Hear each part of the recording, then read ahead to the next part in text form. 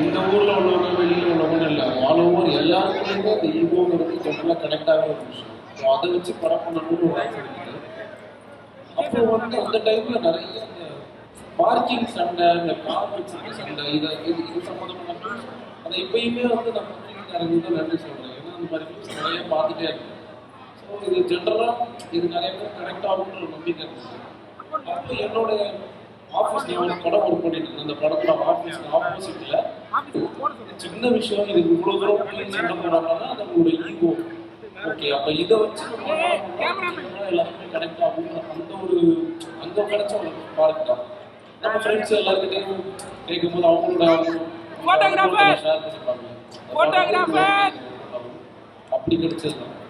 MS Bhaskar sir மாதிரியும் அதில் நடித்த எல்லா நடிகர்களும் எல்லாருமே அவங்களோட பர்ஃபார்மன்ஸ் பயங்கரமாக எலிவேட் பண்ணி பண்ணுறது.